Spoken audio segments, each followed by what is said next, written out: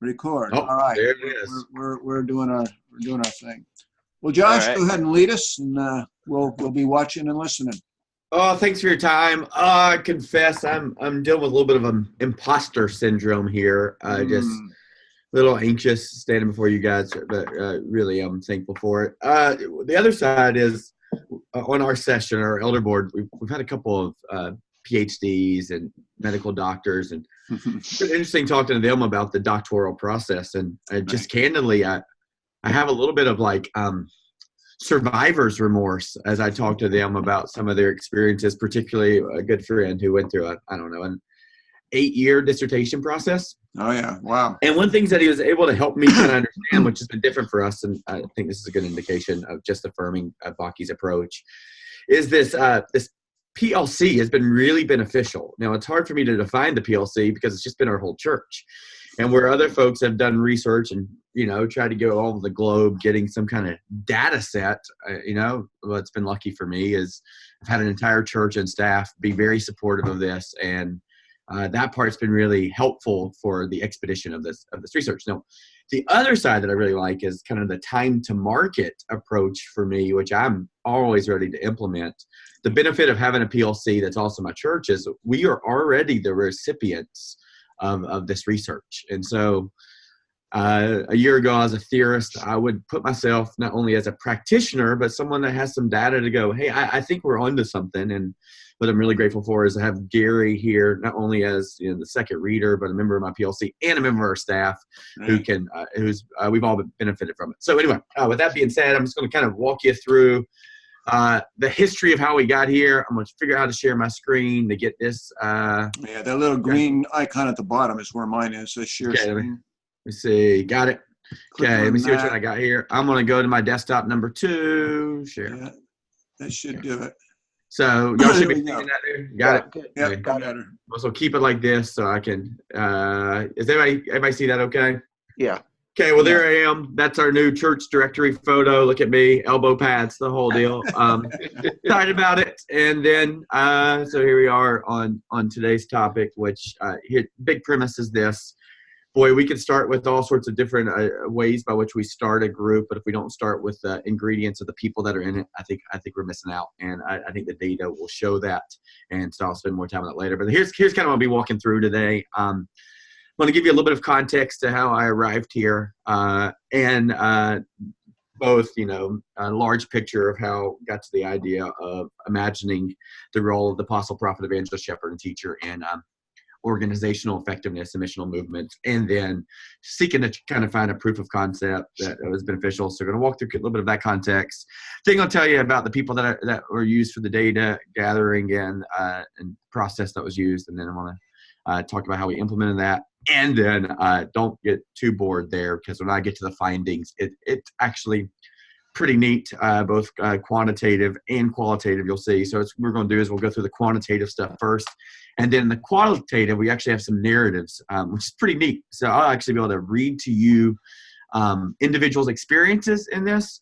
And you're going to actually be able to point blank see what type of people are missing in the groups as a result of not following this APS model. I was working through this with my 10-year-old last night. He was helping me with the graphics, and I was walking through it. And it was really fun to be able to read through these narratives and him go, Dad, the evangelist is missing in that. I see that the teacher is missing. So it's pretty neat to see how that stuff happens. And then I'll share with you a little bit about the next steps. And very honestly, pretty excited about this. I love the potential ramifications it has for small group ministry and just the church and organizational life as a whole. So here's how we got here. Entrepreneurial by nature, learning and have learned over the last 15 years. That's kind of the apostolic role. We'll talk more about that in a little while. So I've always been interested in starting things and been more interested in things that didn't actually make it. Particularly when I think about 10 years ago, I was church planting, and there's a whole fraternity of us planting churches. And as we were planting churches, many of them had some good solid ground and made it for, a period of time, whether that's 6 months to a year. But when I look back at my church planting fraternity, the dozen or so people that planted churches alongside me, only one other pastor is still in the mix. So in some ways, pretty concerning. Very concerning. And the other side, as a guy who loves the movement of the church, think more and better disciples lead to more and better churches, and more and better churches lead to more and better disciples. For me, I'm just feel like my calling is to help churches get started and sustained. So started wondering what that was about. And I started realizing that it's not just in the church movement, but all across the way. There's all sorts of organizational attrition. In fact, I was really interested in this quote by James Emery Wright that said, every year over 1 million people in our country start a business. 40% of them will close by the end of the first year. Within 5 years, more than 80% of them will fail. Of the 20% that make it past 5 years, 80% won't make it past the second 5. In other words, 2% of organizations that are started still exist 10 years after they were started. Wow. So let's go in. Well, if that's the case, man, I'd like to fix that for church plants. And that looks about right as we think about the landscape of church planting. But beyond that, if we could identify something in scriptures that actually clarify how movements start, then perhaps even the larger secular organizational life would tune their ears to more scripture and be interested in it. So that's just kind of been something I've been tinkering with for the last 10 years, going, well, how do we do that? Now, the problem with thinking through how do we define if there's a better way to start and sustain movements, you got to go, okay, where do you start? What's the lab? What should fit in the lab? And that's where just my own personal experience have come in. And so there's 3 different parts to that. One was my own experience as a church planter, which had the ebbs and flows of difficult moments, particularly within the team environment. For me, very candidly, while our church made it, I'm not sure how much of that was based on the right team, a lot of grit and God just being gracious. But when I look back at that first team and the amount of people I personally ran over as an apostle, I still have some conviction. Candidly, I have written probably 3 or 4 dozen apology letters to people on those original teams in the way by which I did not consider their thoughts and experience. And one of the things that actually gave a good bit of insight to that was Alan Hirsch's work. Particularly, it was about 10, 12 years ago, where I opened up the book To the Forgotten Ways, which looks back at the first century church, and particularly the role that that clarifies in Ephesians 4, that God made apostles, prophets, evangelists, shepherds, and teachers to equip the saints for the work of ministry. And as that happens, they are unified and they mature in Christ, and started realizing that so many of the teams I was leading had some of those roles that were absent. And so became very interested in that, and then also became interested in kind of that one of the things about the church planning world 10 years ago with all the modern churches that were exploding. Everybody got really intrigued by, some secular books like Good to Great, Patrick Lencioni's work, E-Myth Revisited, all these different books. And another one that I became pretty interested in, because I always was interested in leading change and implementing, was Everett Rogers' Diffusions of Innovation, just helping us understand how different people adapt and respond to change and technology and all that kind of stuff, and going, okay, if there's a way by which organizations should start and be sustained, and it has to do with having the right people around the team, and that's not just within the church world, but we're also seeing some indications of that in the secular world, then is it possible that we could identify a way that every organization would be better if you start with who and figure out who should be around the table and on the team? And so that was the dream. And even when I came into Baki, that was the approach. Hey, I'm going to figure out a way to start all new organizations, and they're all going to be more effective because we're going to find the right ingredients. And that became very daunting. And just trying to imagine all these different ways, possibly gather a little bit of research. And candidly, you guys, particularly Bill and Jeremy, I can remember a very specific time where I had a conference call with you guys where we go, okay, let's narrow this focus down. And I'm writing about, I have this big dream of I want to compare it to firewood, and you'll see some of that in the paper, because the big overarching dream was I'm going to create these new profiles and do all this different stuff. And then as we started researching, it seemed to be there's a much more prevalent issue, which is how do we actually implement this and do it in a way that we can get some credibility and some evidence that this is the right approach, which led me to this place right here, which is just how do we create a proof of a concept that we could show maybe there is a better way to start and sustain movements, which then, distilled to, okay, it's not just movements. How do we start women's ministry, men's ministry? And again, that just felt too broad. And so we just kept whittling it down to a very distilled approach, which is how do you start small groups? And is there a way that you could start them not based on demographics or based on affinity or based on geographical locations, but is there actual certain groups of people that should be within the mix of the group for it to be not only started well, but then sustained and effective?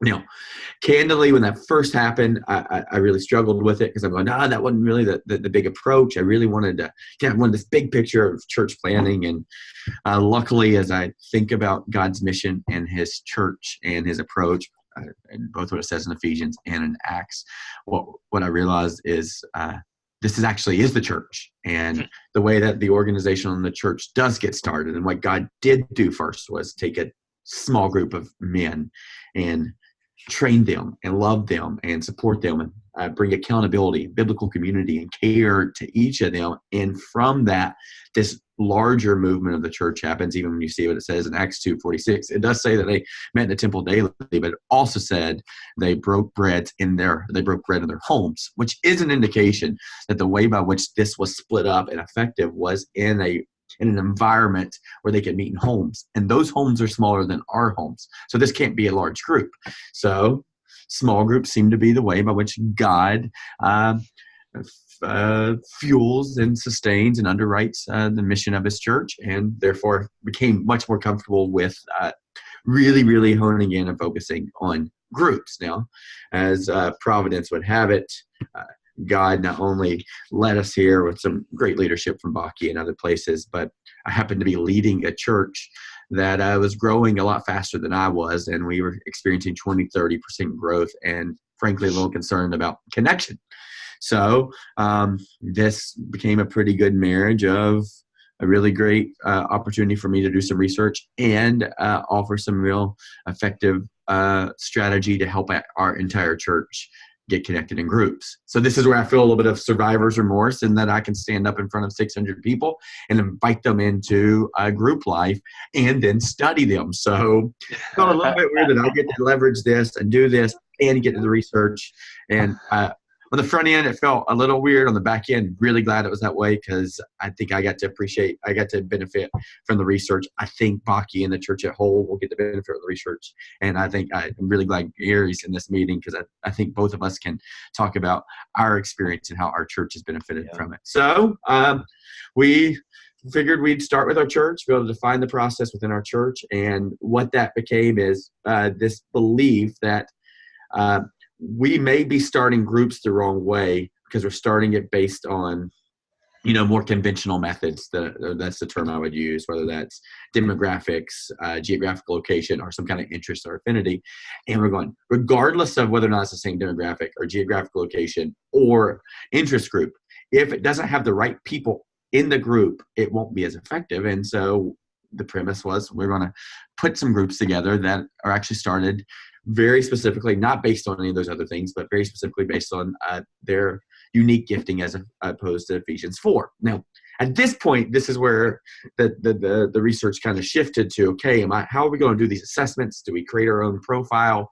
All those different things. And then that's when, through the research, I found fivefoldsurvey.com, which is a very exhaustive and yet intentional and quick way by which people can take surveys and provide results. So we use Fivefold Survey to help each person that led part of our a small group within our church identify their unique APES gifting. So that was how we did that, and then we began to invite our church into it. Particularly, we started recruiting leaders and training them and helping them understand these different roles within the church. And this, I would say, is where I really do feel like I have, through this process, become an expert in this field. I think within a couple conversations, while we didn't do it this way, we used the survey and the assessment tools, I think I can identify these roles just leaning into this so long. And so you got these 5 different roles that are necessary for any kind of organization, but particularly here for any small group to be effective. And the first one, or at least the premise, was you got to have some kind of APES. That's how I would define it with my own terms, as the initiator, the trailblazer, the one who's willing to start something, the one who's willing to ship it before it's ready, the one who's willing to take the first step before they see the whole staircase. And so an organization or small group, we believed, or I believed, it was necessary to have an apostle in that group or it never start.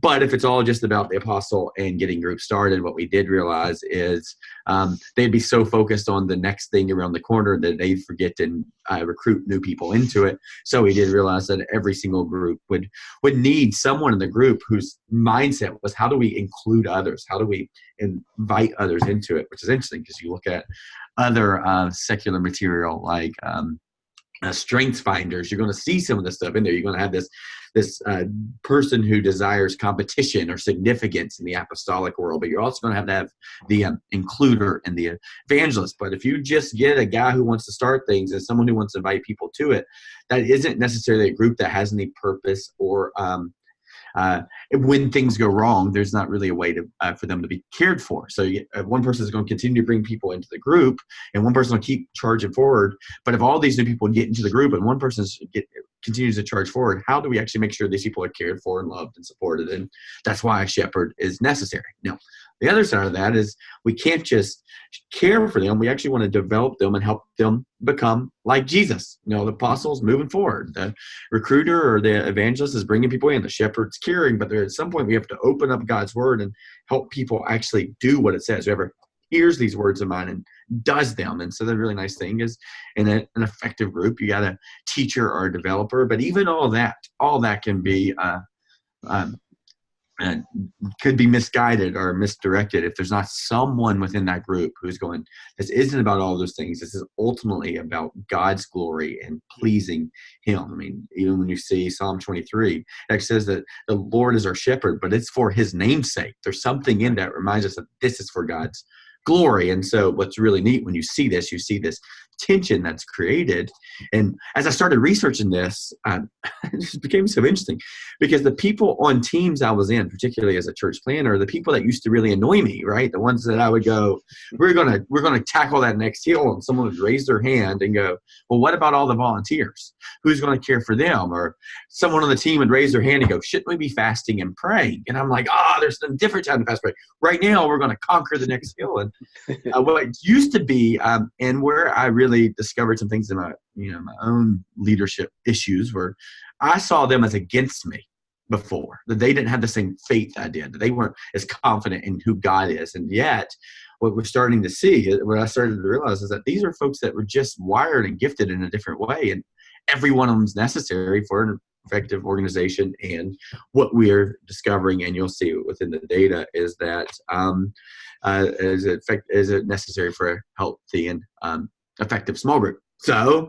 started identifying these types of people and putting them within groups. And so here's kind of how that process worked. We recruited new small group leaders and organized them in kind of 3 categories. We had about 8 small groups already going, and so we just let them be. We let them run. Pretty neat. So we're going to be able to receive the data from them to go, okay, now we have something to compare these groups that have been meeting for more than 6 months, but the majority of these groups that have been meeting for more than a decade. So we was excited to be able to gather that data. But then we also decided to allow some groups just to start however they wanted to. Hey, you're not interested in doing the APES model? That's okay. Go however you want to. Is it a conventional method? Is it a demographic method? Or whatever that is. And so we allow them to do that. And then we form some very specific teams based on the APES, the Apostle, Prophet, Evangelist, Shepherd, Teacher model. So we got these folks together and did some training. Both I did that, and Pastor Gary, who's on this call, did training on that. And then we invited them into being in new groups. And it was a very short and focused season of 8 weeks to kind of get understanding, assess them, because part of the idea was, if this is true, if it's just based on gifting, then the expedition of connection and fulfillment and usefulness should be able to happen even in that small focused time slot. So we kind of put them into groups for 8 weeks, and then we assess their experience. We assess their experience in a couple ways, both quantitatively. We actually asked them to fill out some anonymous survey, talking about their usefulness, their connectedness, their usefulness, and even their purpose, feeling like they live in life on purpose. So you got those things. And then we also assessed kind of what we called a narrative, where we just ask people to write, particularly the small group leaders, about their experience, and then we capture those as well. And the other thing and these numbers just don't lie, we basically assessed the number of groups that were started, the number of groups that were continuing to meet after 8 weeks, and then the number of groups who uh, uh, stated that they planned on meeting in 2019. So that was the process over a course of 8 weeks. Once we got the groups trained, we put them in the groups. And now, as we looked at these 3 different types, we knew that we wanted to make sure we had pre-existing small groups there because they're already there. And then we took 3 different set of groups that were just the APES structure. And then, as I said, ones that didn't have the APES structure. And then kind of the belief was, okay, what would determine whether or not a group would be sustained? What would be some of the characteristics of groups that would, people within the group that would go, I'd want to still be in those groups. And so when I created the survey, basically I thought there's 3 things we're going to try to identify within each of these members' experience. The first one was, do you feel connected? Now remember, these groups are groups that only met for 8 weeks.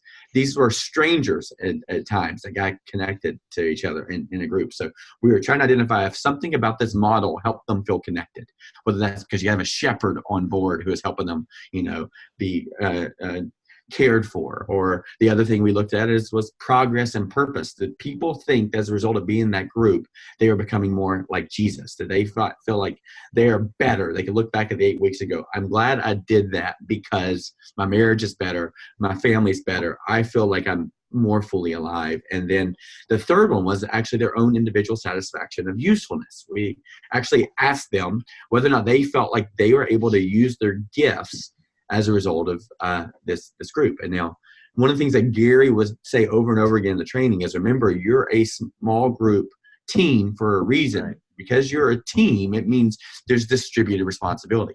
So we're looking to see if distribution would happen just as a result of being a part of a group as it related to APES versus a more conventional way.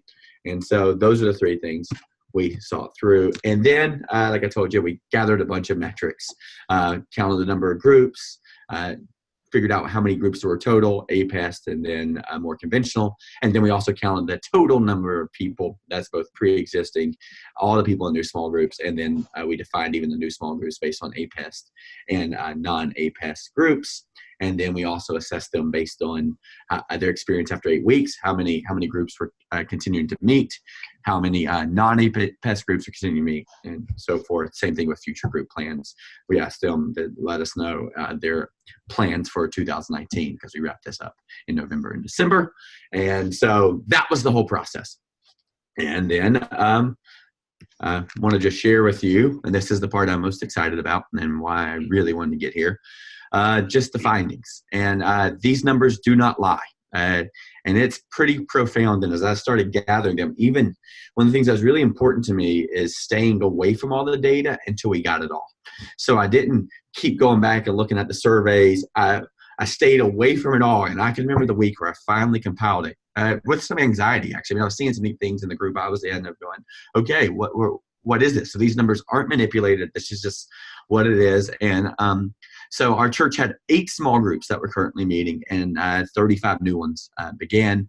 And as you can see, of those 35, pretty interesting numbers, because we let them define their experience, whether or not they want to do it conventionally or the APES model. It's almost 50-50. We had 18 groups start with this APES model, 17 groups do it a conventional way. So 43 groups in our church of 750 people began. Now, here's what you can see, that in terms of people, we actually invited 311 new people into small groups. And we, of those 311, 180 of them were part of these APES groups. So 180 new people in groups. That includes the leaders, but 180 people. And then 131 in these new non-conventional, or these more conventional small groups. So that means 311 more, and we had about 150 in pre-existing groups. So 462 people in groups that we now made surveys available to and started collecting the rest of the data. Now, here's what's interesting. At the end of those 8 weeks, we asked these groups how many of them were planning on continuing to meet. Now, remember, if you look here, there were 43 groups total.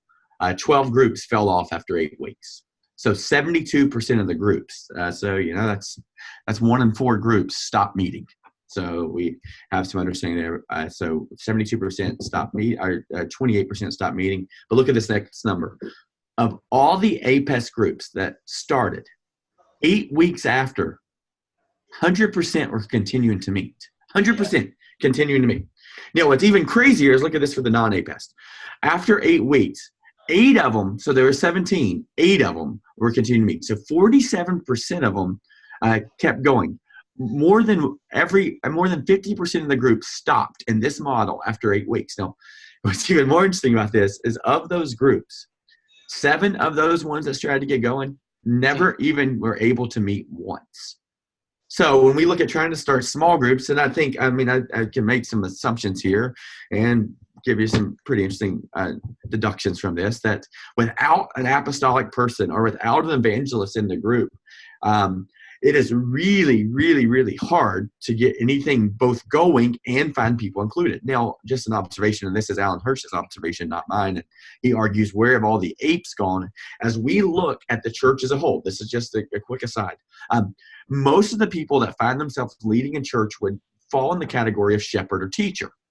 And we're wondering why churches are declining and plateauing and new churches aren't getting started. Just might be an indication there. But very specifically for small groups, 7 groups wouldn't even be able to start. So 47% of those in the APES model did not keep going. Now, here's some more very interesting things. So if you look at the total number of people, there are 366 people who continued to meet after 8 weeks. That's nearly 80% of the people starting groups continue to meet. Now, if you look at the APES numbers, 164 people continued to meet after 8 weeks. And you look at that, 91%. 91% of the people who decided to start a group after 8 weeks are still in it. Now, if you look at the next number, of the non-APES, only 60 were continuing to meet. So they were more than twice as likely to stay in a group for the 8 weeks if they were in an APES group versus a non-APES group. Not even 1 in 2 people in these non-APES groups were starting. Now, this is, I haven't had a chance to compare these numbers nationally, but in my experience, I would say, yep, that's about what small groups have been like in terms of starting new groups and the experiences that people have within churches of whether or not churches, small groups are started and sustained. And keep more numbers here. This is looking at how many of them actually not only were interested in whether or not they could be sustained, could they be sustained long term? That means as a result of this connection, would they continue to meet? So of all the groups, 29% that was started, 29 plan on continuing to meet. So 67% of those. Look at the APES numbers. 17 of the 18 were planning to meet in 2019. Now, just to point out, 2 of the groups actually merged to become one group.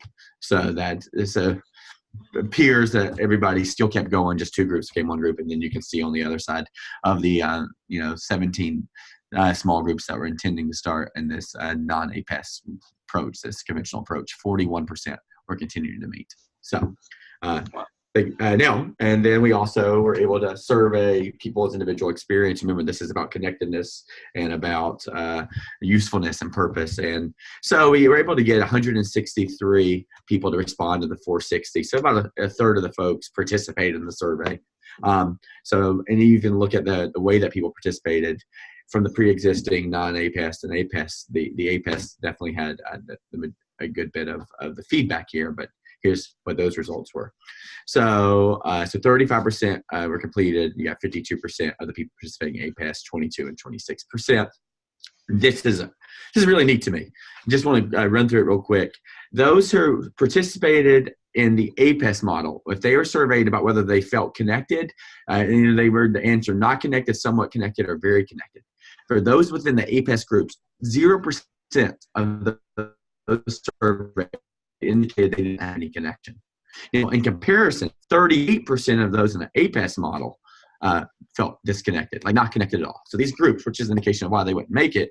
So both in the APES and you look at the pre-existing, for both of them, they had an experience of connection. None of them said, I don't feel connected at all. Now, within the APES group, you see 38% felt somewhat connected, and then 62% felt very connected. You look at the non-APES, you got 27% feeling connected, and then 34% feeling disconnected. So feeling very connected. So if you look at that, one of the things I just would point out is Obviously, the results of connectedness, and you're going to see pretty similar results in usefulness and purpose, are better within the APES model. But if you look at that compared to pre-existing, it's not the same, and the experience isn't the same for people within a group for 8 weeks versus those who've been in a group for a decade. But yet, you take 8 weeks, you're going to see some pretty significant expedition in that process, and you're going to see very similar that in terms of making progress in their life. 3% didn't feel like they were making progress in their life within the APES. 38% felt like they weren't making progress at all in the non-APES.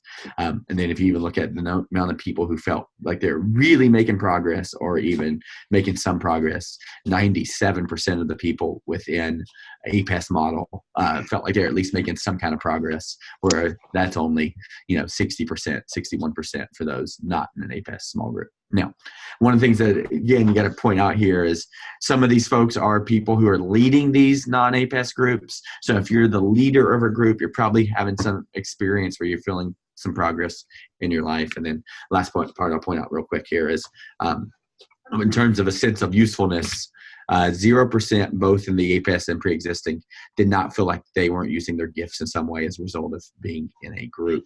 Where if you look at that for non-APES, nearly 70%, 69% of people said they didn't feel like they were being used in a meaningful way at all within their group. So you are seeing something within the confines of what a team looks like in this, and you can see some other numbers there as well. And again, while the expedition of it and allowing 100% of people to feel some usefulness, you are going to see a 20 to 30% increase in that experience for people that have been in a group a really long time over people in an APES group that have only been there for 8 weeks. So, and I thought this would be fun as we wrap up. I just want to read to you a couple of the experiences. I got 4 of each type, non-APES and APES, of just leaders sharing their legitimate experience after 8 weeks as a result of being in this. And so here's a non-APES person.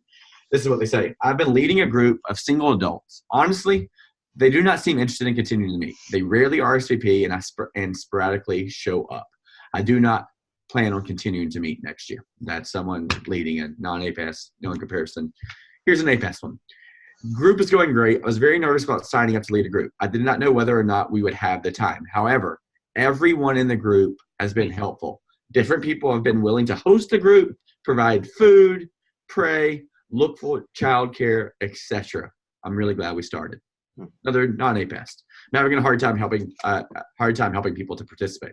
No one was interested in participating further than just attending, and there is no connectedness. Only one person showed most weeks. Only 2 weeks out of the 6 weeks did 2 people show the same night. We are not planning to continue to meet, and divorce support is disbanded by mutual agreement. So, in comparison, here's an experience with APES. We are now on week 6 of meeting. The first few meetings are a little uncomfortable. However, it seemed like week 3 was a breakthrough. People started sharing and laughing. Now we have a group text and stay in touch throughout each day. And again, we're not coaching them. We're not saying create a group text. Here's your Facebook page. None of that's happening. That's just here's your group of people to get together to start this. Another non-APES. This one's actually pretty sad to me. I was fed up with people being invited each month and getting only a few RSVPs. My friend said God would bring the people he wanted to come. That just didn't work for me. I know I didn't like people who promised to bring food that didn't show up. I'm not sure. Maybe I was just burned out. But when my basement flooded, I stopped. Too much to do at home. Obviously a guy who's feeling the burden by himself. Group has been wonderful. I particularly like watching how the men and women who have found unique opportunities to connect separately. And I love this. This is where Briggs was like, Dad, look, this guy, the evangelist, is really doing the hard work. The only problem we have is that we have a member who continues to want to invite new people each week. Non-APES, I took their names out. 4 individual names removed are all new to the home group process, but each week we're getting to know each other better, and we're getting to know Ephesians as well. We're using a source from Right Now Media, the Bible Project, and study Bible help discussion points. But if you know of any good site for Bible studies, and I would say because we don't have a teacher in the group for books of the Bible, I would appreciate the info. Also, because we don't have an evangelist in the group, those are my words added, we have not been able to find any new people to join our group. And here's for another experience. Group is going great, which has surprised me. I love this because this completely obliterates the idea that it has to be a certain demographic. We have grandparents, single adults, newly dating couples, and 2 sets of parents. I would have never thought we would have connected the way that we did. I didn't grow up eating dinner around the table, so this has become the highlight of my week. I would not have been friends with most of these folks if they were not in my group. Nice. Really neat stuff. I'm just very honestly, I'm not a huge fan of qualitative stuff because I'm a math guy. I'm a logic guy. I think numbers don't lie. But boy, am I glad I didn't just go the quantitative approach because this fills in all the lines with some really pretty color of going, okay, this is the actual experience for people. And so if you're wondering what's next for this, I'm already in the middle of it right now. We're creating a new small group leadership plan. What's really messed up, and I write about this in the project, is, and all this focus on seeing if groups could be started with small groups this way, you would have thought I would have created a team to start small groups. Like I was taking a group of people to start a team of people to start small groups, and I didn't do it. The apostolic just drove right on through. And so what we're realizing is if this is actually true, then we probably should put together a team. And so we've identified people with apostle, prophet, evangelist, shepherd, teacher gifts, and they are starting to meet now. They actually had a meeting this past Sunday to put another round of groups intentionally there. So we're going to implement a second round of small groups at CLC using the small group leadership team. We plan on rolling that out at Easter. And then Jeremy, number 3 is for you. I certainly hope we investigate APES small groups in Idaho. Yeah. And finally, you can't keep this from me because again, this is a proof of concept for me. I actually believe that this is reproducible in starting and sustaining churches and campuses. So for us in the future, I'd say 18 months, maybe even 12 months, we'll launch a new church plant or campus with an APES-based leadership team. So that's going to be the next round of phases as a result of this for me personally. So that's it. Sorry for taking up more than the 20, 30 minutes. I tried to run through it quick. I wish I could have spent even more time talking to you about those stats. But there you go. Back to you, Dr. Bill. All right. Thank you, Josh. Good stuff. Thank you. Yeah. Well, let's do some thinking and talking here, what this all means, questions we all may have. Let me just ask you a couple of questions about the groups that I was kind of interested in, Josh. Okay. When you had a group leader, did the APES model have anything to do with who was actually going to function as the leader of a group? No. That's what's really interesting is we didn't say, okay, we got to find a bunch of A's and you're the group leaders. Right. The premise is, and this is pretty intentional of going, I think we got to get away from this idea that the leader is the A and that teams have to lead an organization. And so when I look at my group, well, I don't make the plan. I mean, I do some of the facilitation and I'm the one making sure that we're moving forward and figuring out how to serve our community and figure out how to get new groups started. I certainly hope they don't see me as the one and it's Josh's group. I mean, I think about the ladies texting and set up those things. So the idea was we really did want them to be able to put groups together. One thing we even said is, okay, those of you with the A and the S personality, you got to look for some people with the P's, like prophets, evangelists. Look for people that recruit, and we actually encourage them to look in their own circle of influence to go after that. For those of them that were going, we want to do this APES model. So we actually started with their circle of influence first and then go, but we also have a database of people that we could connect to one another, and that's going to be a better approach than getting a holistic team together. But no, we did not. While there are different ones said, I want to lead a group, and they were kind of seen as the initial leader, the goal was to get it to a team and make them kind of work that out together. So we're trying to stay out of the weeds of it a little bit because I'm curious to go, if you put the right people together, do you have to be in the weeds of it? And I don't think if you put the right people together, you have to be in the weeds of each of those individual things. If you got a teacher in the group, you don't have to really talk to them about, okay, here's the one lesson you can teach. You go, hey, open up the Bible and teach from it. And that prophet's going to make sure you're trying to honor God with it, And so that was kind of more the idea behind it. Yeah. Bill, can I jump in here for a second? Yeah, go ahead. Josh, you made a comment, and I was wondering if you could maybe touch on it a little bit, where you talked about one of the things we realized out of the gate that kind of, I think, goes to Bill's question a little bit, is that you didn't have the right people leading those groups initially when you were thinking about small groups before you started this model. What was it that drove you to thinking we don't have the right people leading, or we don't have the right model? Maybe that's a better question. Well, I don't know. I think it was more of a conviction of two things. One, the amount of work that Gary really did help on this, and just the amount of focus it required for me in this of going, if we believe in distributed leadership, or these things are better if a team's doing it, then I feel like I have limited both their ability and kind of tied my hands together in the amount of focus it required of me. So more of it was a realization that, I think that the interesting, if you're a pastor and been one for a while, you just start using all those gifts. While I would put myself in the A category, I can teach the Bible, and it's one of my gifts, and I can shepherd people because that's what you do as a pastor. That's a muscle I've had to strengthen over the course. And so I think what happened for me is I started leaning into all these different gifts instead of actually just relinquishing people to leverage theirs. So right now, Gary and I are going, who's the A? Who's the A? Who's the A in the group? And we found an A. And so we do understand that the A is a pretty critical part to getting this team up and running. Sure. And so even for these small group, this next round, we have identified someone that we go, there's an apostle in this group that will make sure they'll continue to meet.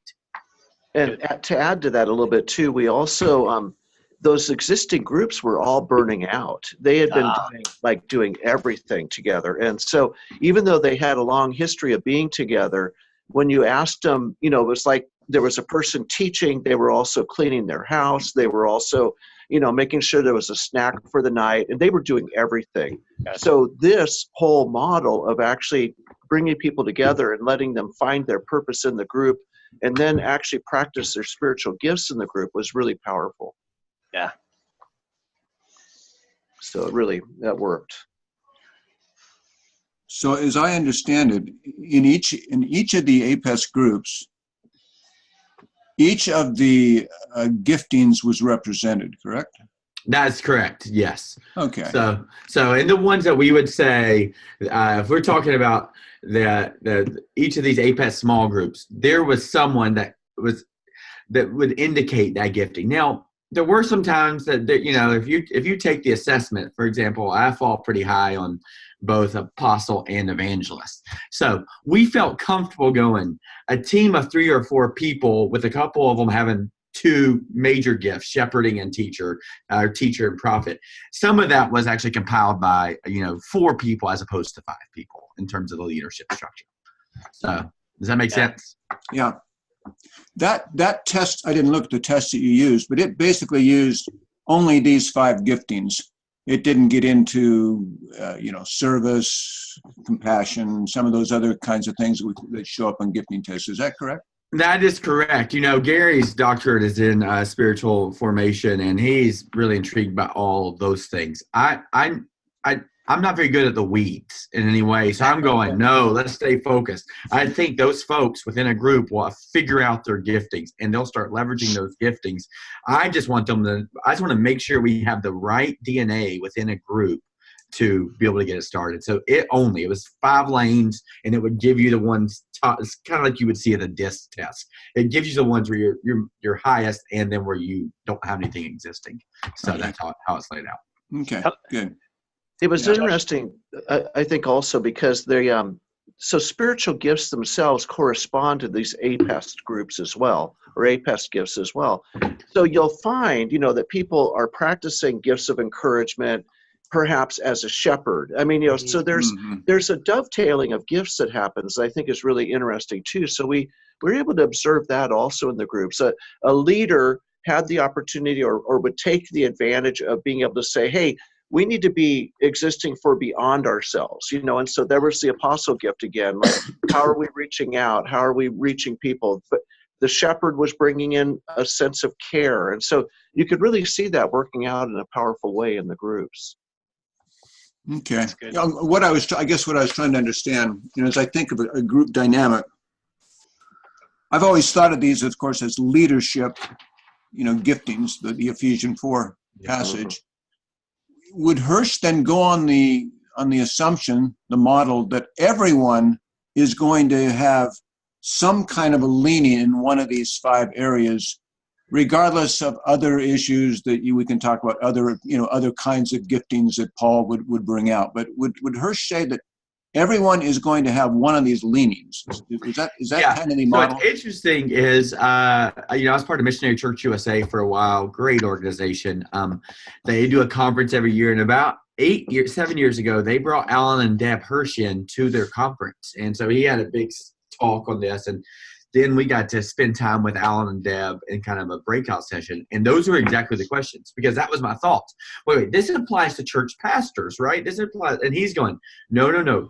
If Jesus holds all five within every single individual, there exist these roles for the sake of the church.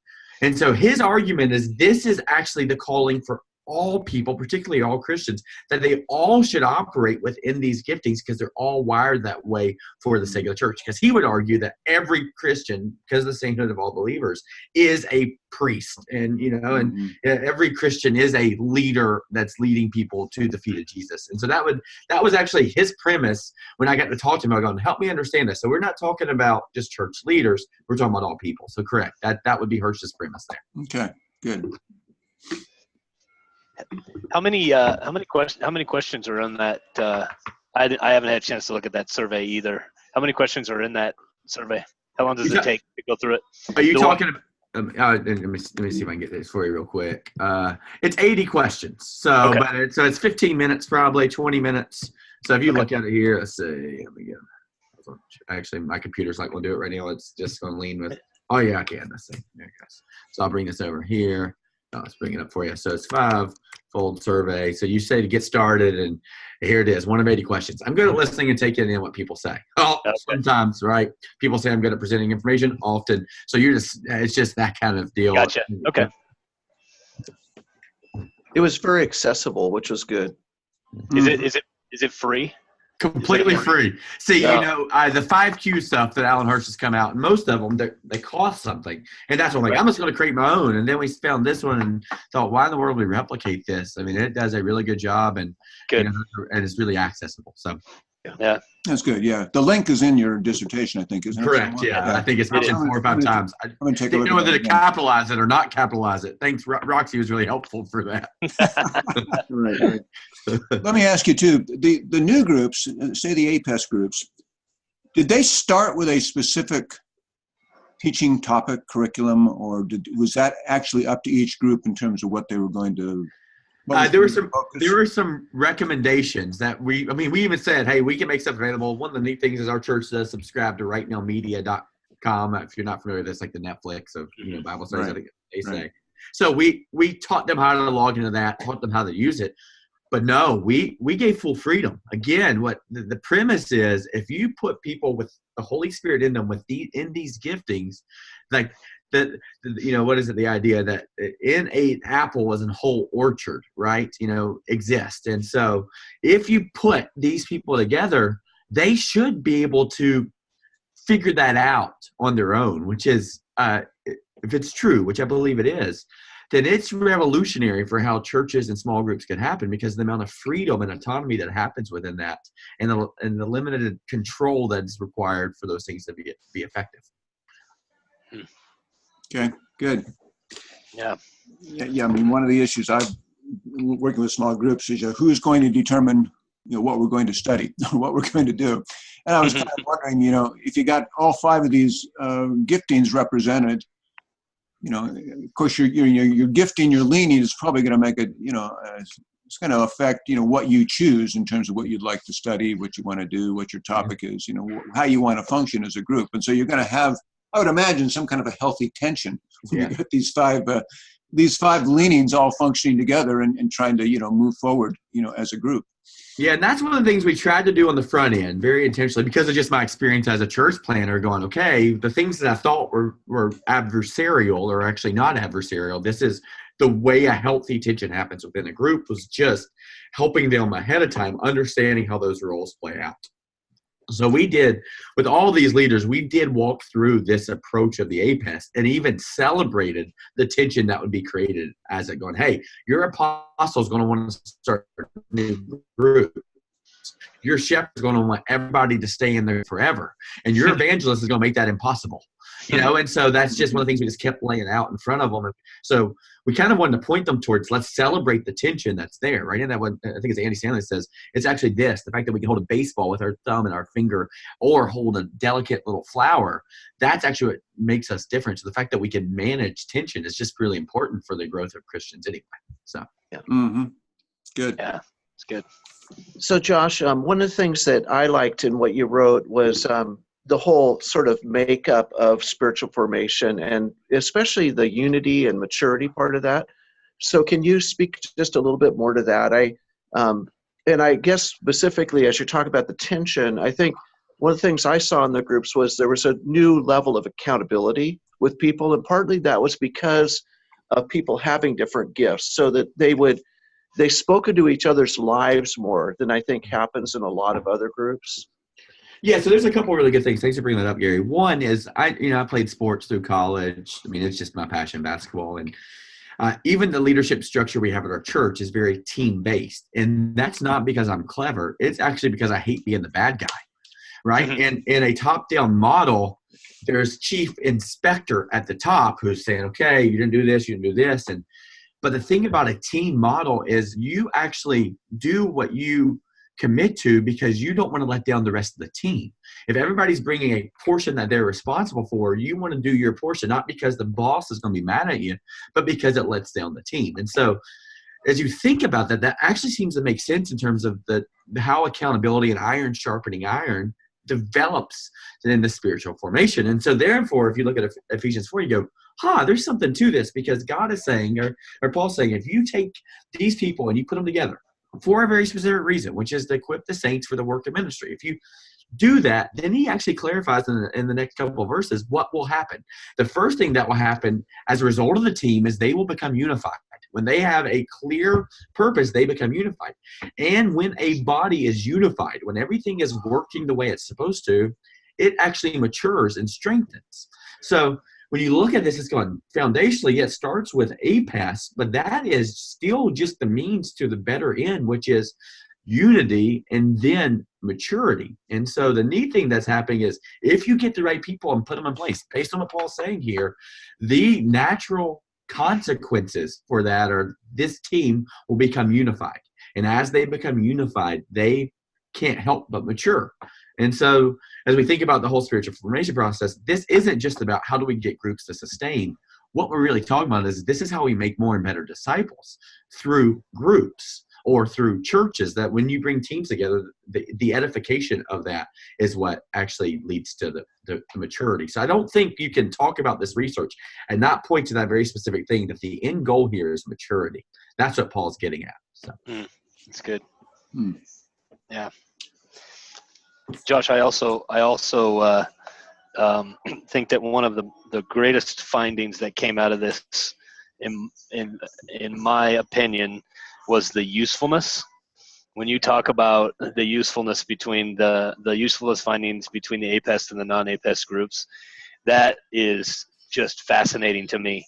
Those that felt like what I was doing versus those that didn't, like those findings. Can you extrapolate any more on that? I mean, you did a great job, but I just found it really powerful. So yeah, I don't know if y'all have this as church leaders. My biggest fear, or not my biggest, one of them, is having a big initiative and convincing a bunch of people to show up, which I would say is my only gift in life, is convincing people to do stupid things or crazy things, right?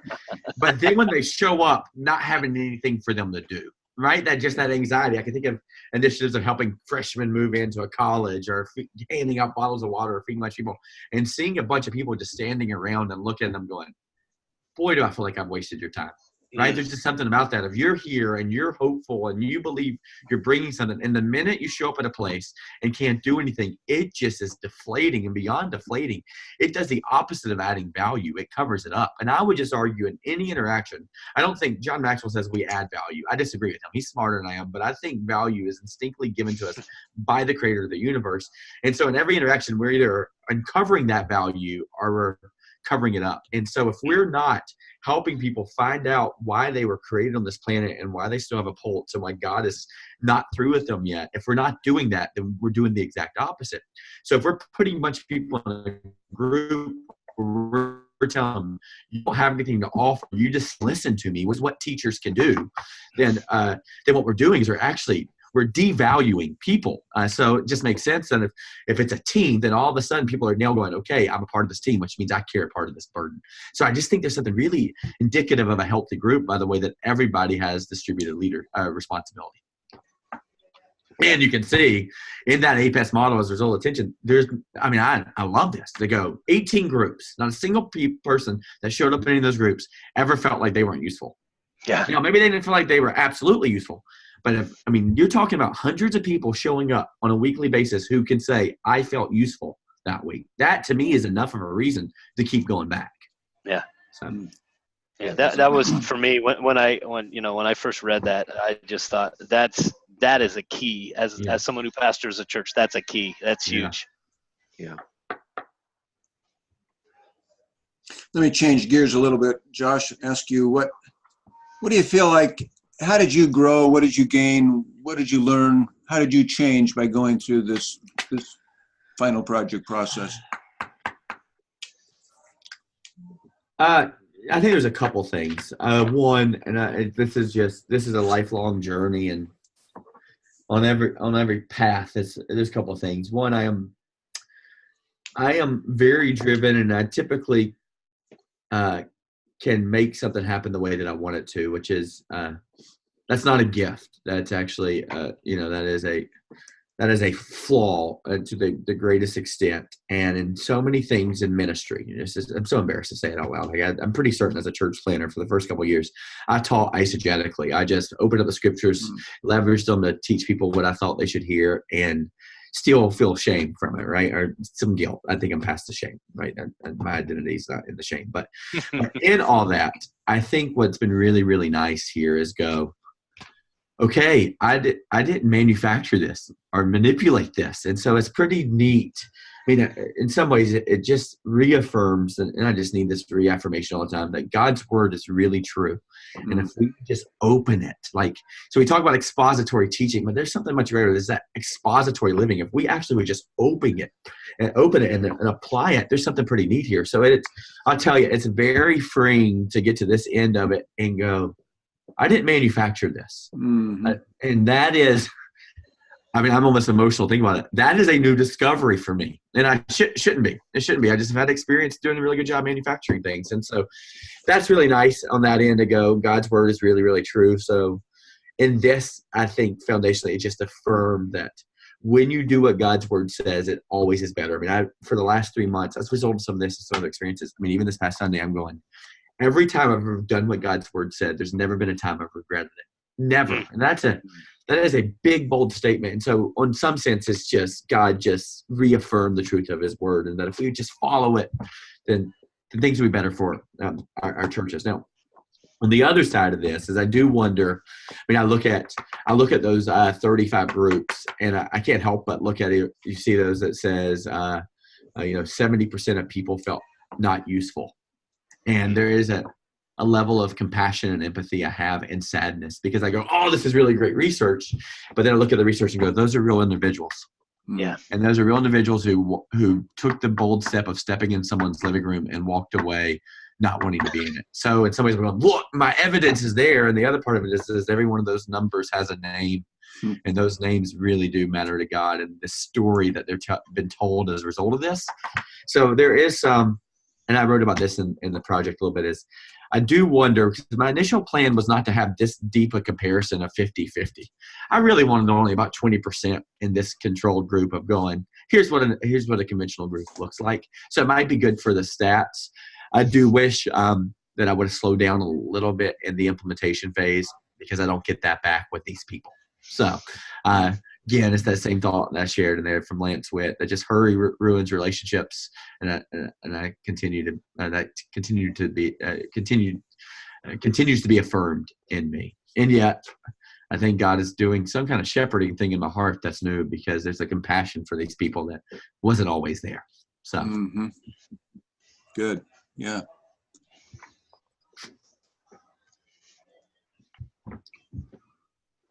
Other questions?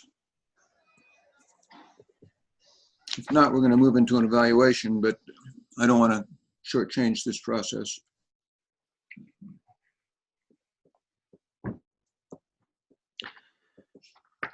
Okay. Well, let's go ahead and do that. Just finish a note here to myself. Let's go ahead and take a few minutes then.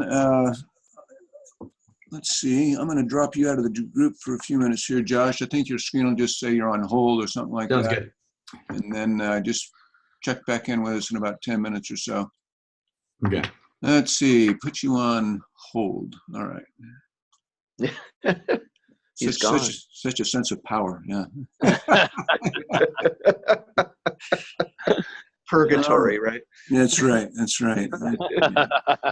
Okay. I'm going to just share my screen. I'm going to put this form on the screen so that we can all look at it. Okay. This is the thing we have to fill out as a committee. And so I've got it on my screen. The supervisor is really supposed to fill it out, but I find it just as easy to just have it on the screen and put the answers in. Most of them are yes, no. And then we'll just kind of, if we have any comments here at the end, we can do that. All right. But just for the record, let me turn off the recorder. We always turn off the recorder when we're in this part of the deal. Let's see, pause.